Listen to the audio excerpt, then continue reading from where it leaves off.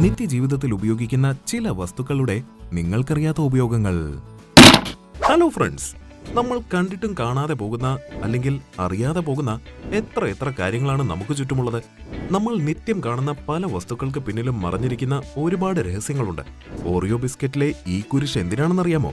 Bathroom മിററിലെ fog എങ്ങനെ മാറ്റാം? ഉള്ളി അരിയുമ്പോൾ കരയാതിരിക്കാനുള്ള എളുപ്പവഴി അറിയണ്ടേ? ഇന്നത്തെ ഫാക്സ് മോജോയിലൂടെ നമുക്കതെല്ലാം ഒന്ന് പരിചയപ്പെട്ടാലോ? ഫാക്സ് മോജോയുടെ രസകരമായ മറ്റൊരു വീഡിയോയിലേക്ക് എല്ലാവർക്കും സ്വാഗതം. ബസ് സീറ്റുകളിലെ വൈചിത്ര്യം. ബസ്സിൽ കയറിയാൽ പിന്നെ വിൻഡോ സീറ്റിലിരുന്ന് പുറത്തെ കാഴ്ചകളൊക്കെ കണ്ടിരിക്കാൻ ആർക്കാണ് ഇഷ്ടമല്ലാത്തത്? എന്നാൽ ഈ ബസ്സുകൾക്കകത്തും ചില രഹസ്യങ്ങളുണ്ട്. എത്ര അടിപൊളി മോഡേൺ ബസ്സുകളാണെങ്കിലും എല്ലാ ബസ്സുകളിലെയും സീറ്റുകൾ ഇതുപോലെ വിചിത്രമായ പാറ്റേണിലായിരിക്കും ഉണ്ടാവുക. ശരിയല്ലേ? ഇതെന്തുകൊണ്ടാണെന്ന് എപ്പോഴെങ്കിലും ചിന്തിച്ചിട്ടുണ്ടോ?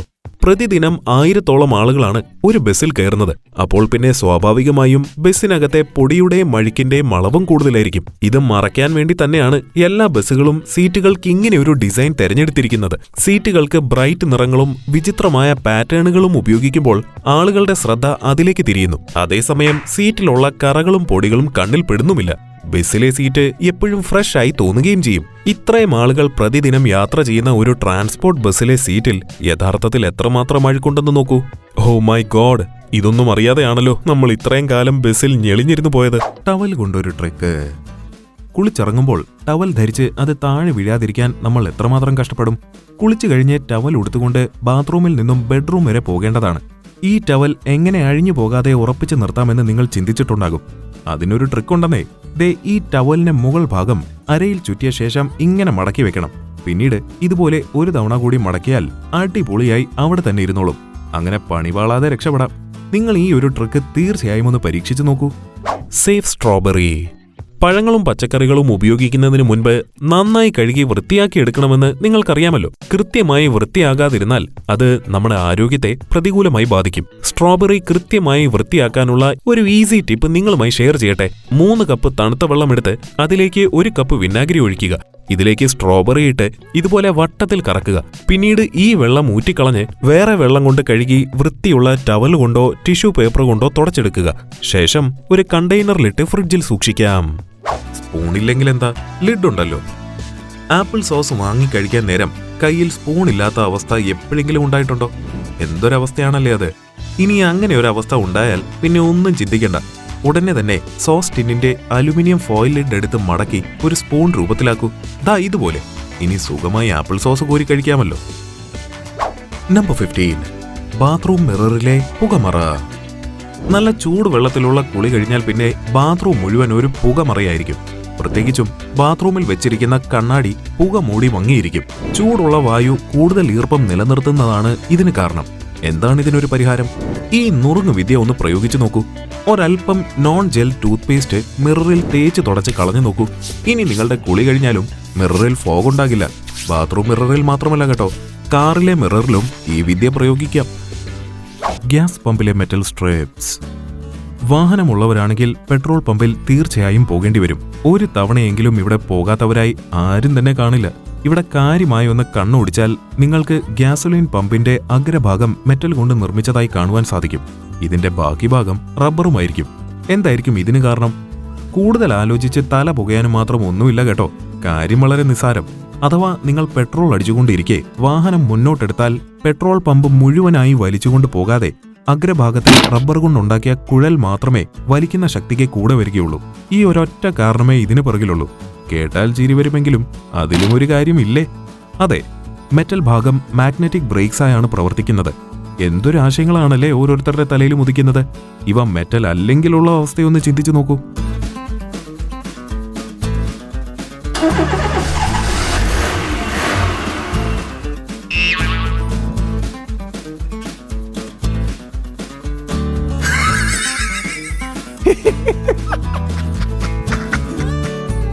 ചക്രരഹസ്യം. റോഡിലൂടെ യാത്ര ചെയ്യുമ്പോഴോ ട്രാഫിക് ബ്ലോക്കിൽപ്പെട്ട് കാത്തിരിപ്പ് നീണ്ടുപോകുമ്പോഴോ വലിയ ട്രക്കുകളിലും ട്രെയിലറുകളിലും റോഡിൽ തൊടാതെ ഉയർന്നു നിൽക്കുന്ന ഒരു സെറ്റ് ടയറുകൾ നിങ്ങൾ ശ്രദ്ധിച്ചിട്ടില്ലേ? ഇത് വാഹന നിർമ്മാതാക്കൾക്ക് പറ്റിയ അബദ്ധമൊന്നുമല്ല. ഇത്തരം വാഹനങ്ങൾ ഒരുപാട് ഭാരം കൂടിയ ചരക്കുകൾ വഹിക്കുന്നതിനാൽ ലോഡ് കൂടുതൽ കയറ്റും തോറും ഈ ചക്രങ്ങൾ റോഡിന്റെ നിരപ്പിലേക്ക് താഴുകയും വണ്ടിയുടെ പ്രധാന ആക്സലുകളിലെ അധിക ഭാരം കുറയ്ക്കുകയും ചെയ്യും വിധമാണ് നിർമ്മിച്ചിരിക്കുന്നത്. എന്നാൽ മറ്റ് വീലുകൾ പോലെ ഇവയും മുഴുവൻ സമയം റോഡിൽ തൊടും വിധം നിർമ്മിച്ചാൽ എന്താണ് കുഴപ്പം? കൂടുതൽ ചക്രങ്ങൾ ഒരേ സമയം റോഡുമായി സമ്പർക്കം വരുമ്പോൾ വണ്ടിയുടെ മൈലേജ് കുറയുന്നതിനാൽ ലാഭക്ഷമതയെ ബാധിക്കുന്നു. അതുകൊണ്ടാണ് ഒരു പരിധിയിലധികം ലോഡ് ഉള്ളപ്പോൾ മാത്രം പ്രവർത്തിക്കുന്ന ആക്സിലും ചക്രങ്ങളും ഇത്തരം ട്രക്കുകളിൽ കാണപ്പെടുന്നത്. ഈ ഐഡിയ ഇഷ്ടമായെങ്കിൽ ഇവിടെ ഒരു ലൈക്ക് ഇടാൻ മറക്കല്ലേ. ഇങ്ങനെയും കാറ്റ് കൊള്ളാം. ഒരു ദീർഘയാത്രയ്ക്ക് പോകുമ്പോൾ കാറിൽ AC ഇല്ലാതെ പോകുന്നതൊന്ന് ആലോചിച്ചു നോക്കൂ. ചിന്തിക്കാനേ പറ്റില്ല അല്ലേ? ചിലപ്പോഴാണെങ്കിൽ AC-യുടെ തണുപ്പ് മതിയാവില്ല എന്ന് തോന്നിപ്പോകും. സിലിണ്ടർ ആകൃതിയിലുള്ള വളരെ ഫ്ലെക്സിബിളായ ഒരു പോളിയെത്തിലിൻ ഫോമിന്റെ ഒരു കഷ്ണമാണ് പൂൾ നൂഡൽ എന്നറിയപ്പെടുന്ന ഈ കുഴൽ. ഇതെന്തിനാണ് ഇവിടെ പറയുന്നത് എന്നല്ലേ? കാര്യമുണ്ട്. വെള്ളത്തിൽ നീന്താൻ പഠിക്കുന്നവർക്കും മറ്റും ഉപകാരപ്പെടുന്ന ഈ പൂൾ നൂഡൽ കൊണ്ട് മറ്റൊരു ഉപയോഗവും കൂടിയുണ്ട്. കാറിന്റെ AC എയർ വെന്റിൽ ഇതിന്റെ ഒരറ്റം വെച്ച് മറ്റേ അഗ്രം എവിടെ വേണമെങ്കിലും വെച്ച് അടിപൊളിയായി കാറ്റുകൊള്ളാം. ഇതൊക്കെ എങ്ങനെ തലയിൽ ഉദിക്കുന്നുവോ ആവോ. കണ്ണ് നനയാതെ ഇനി ഉള്ളി അരിയാം. കുക്കിംഗ് എത്ര ഇഷ്ടമാണെങ്കിലും ഉള്ളി അരിയാൻ ആർക്കും അത്ര താല്പര്യം കാണില്ല. ഉള്ളി അരിഞ്ഞാൽ കരയേണ്ടി വരുമെന്നത് തന്നെയാണ് കാരണം. എന്നാൽ ഇനി പേടിക്കണ്ട. കണ്ണ് നിറയാതെ ഉള്ളി അരിയാനുള്ള ടെക്നിക്ക് ഒന്ന് കണ്ടു നോക്കിയാലോ.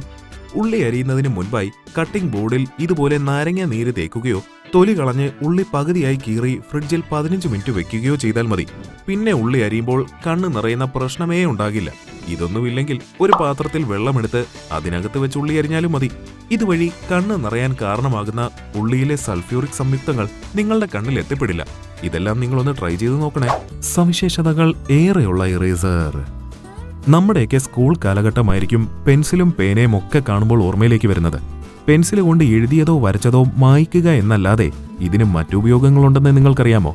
നല്ല പൊടിയുള്ളതോ അഴുക്ക് പിടിച്ചതോ ആയ ഒരു ഷൂ ഇറേസർ കൊണ്ട് തുടച്ചാൽ മുഴുവൻ പൊടിയും കളയുവാൻ സാധിക്കും. തുടച്ച ശേഷം ഇത് പുതുപുത്തൻ ഷൂ ആണോ എന്ന് തോന്നിപ്പോകും. അത്രയ്ക്ക് മനോഹരമാക്കിയെടുക്കാം. ഇതുപോലെ തന്നെ അത്ഭുതപ്പെട്ടു പോകുന്ന മറ്റൊരു ഉപയോഗം കൂടി ഉണ്ട് ഇതിന്. കടയിൽ നിന്നൊക്കെ സാധനങ്ങൾ വാങ്ങുമ്പോൾ അവയിൽ സ്റ്റിക്കർ കാണാറുണ്ട്. ഇതെപ്പോഴും ഒരു അഭംഗിയായി തോന്നും. എന്നാൽ സ്റ്റിക്കർ വലിച്ചു കീറി പറിച്ചു നോക്കിയാൽ മിക്കവാറും അതിന്റെ ബാക്കി കുറച്ച് അവിടെ തന്നെ അവശേഷിക്കും. ഒരു ഇറേസർ എടുത്ത് പതുക്കെ ഇതൊന്ന് തുടച്ചു നോക്കൂ. ക്ലീനായി കിട്ടും. മുട്ടയിലെ ചെറിയ ചുവന്ന പാടുകൾ. മുട്ട പൊട്ടിച്ചൊഴിക്കുമ്പോൾ ചിലപ്പോൾ ചെറിയ ചുവന്ന പാടുകൾ നിങ്ങൾ കണ്ടിട്ടില്ലേ? എന്തായിരിക്കും ഇതിനു പിന്നിൽ? തീർച്ചയായും ഇതിൽ ഭയപ്പെടേണ്ട യാതൊരു കാര്യവുമില്ല. മുട്ടയിടുന്ന സമയത്ത് കോഴിയുടെ രക്തക്കുഴലുകളിൽ ഉണ്ടാകുന്ന ചെറിയ പൊട്ടലാണ് ഇതിന് കാരണം. ഈ ചുവന്ന പാടുകൾ നമ്മുടെ വയറ്റിലെത്തുന്നത് കൊണ്ട് യാതൊരു പ്രശ്നവുമില്ലെന്ന് മാത്രമല്ല, ആവശ്യമെങ്കിൽ സ്പൂണ് കൊണ്ട് ഇതെടുത്ത് കളയുകയും ചെയ്യാം. ഇഷ്ടപ്പെട്ടാൽ ചാനൽ സബ്സ്ക്രൈബ് ചെയ്ത് ഒപ്പം കൂടിക്കോളൂ. Oreo ബിസ്ക്കറ്റിലെ logo. ഓരോ വർഷവും 40 ബില്യൺ ഓറിയോ ബിസ്ക്കറ്റുകളാണ് ലോകത്ത് നിർമ്മിക്കുന്നത്. ലോകത്തിലെ ഏറ്റവും അധികം ഉൽപ്പാദിപ്പിക്കപ്പെടുന്ന ബിസ്ക്കറ്റും ഓറിയോ തന്നെയാണ്. ധാരാളം ജ്യാമിതീയ രൂപങ്ങളോടുകൂടിയ ഇതിന്റെ ഡിസൈനിൽ നബിസ്കോ ലോഗോ ആലേഖനം ചെയ്തത് നിങ്ങൾ ശ്രദ്ധിച്ചിട്ടുണ്ടോ? യൂറോപ്യൻ ക്വാളിറ്റി ചിഹ്നമായ ഈ ലോഗോ ബിസ്ക്കറ്റിൽ ഓറിയോ എഴുതിയിരിക്കുന്ന അടുത്താണ് സ്റ്റാമ്പ് ചെയ്തിട്ടുള്ളത്. ഇനി ഓറിയോ ബിസ്ക്കറ്റ് കയ്യിൽ കിട്ടുമ്പോൾ കൊതി മൂത്ത വായിലേക്ക് ഇടുന്നതിന് മുൻപ് ഈ നബിസ്കോ ചിഹ്നം ഒന്ന് നോക്കണേ. 1952 വില്യം ടേണിയർ ആണ് ഇന്ന് നമ്മൾ കഴിക്കുന്ന ഓറിയോ ബിസ്ക്കറ്റ് ഡിസൈൻ ചെയ്തത്. ഭക്ഷണം കഴിച്ചയുടൻ ബ്രഷ് ചെയ്യരുത്. ദിവസം 2 നേരം പല്ല് തേക്കുന്നത് പല്ലുകളുടെ ആരോഗ്യത്തിന് നല്ലതാണെന്ന് നമുക്കെല്ലാവർക്കും അറിയാം. എന്നാൽ ഭക്ഷണം കഴിച്ചാൽ ഉടൻ പല്ലുകൾ തേക്കരുതെന്നാണ് ആരോഗ്യ വിദഗ്ധർ പറയുന്നത്.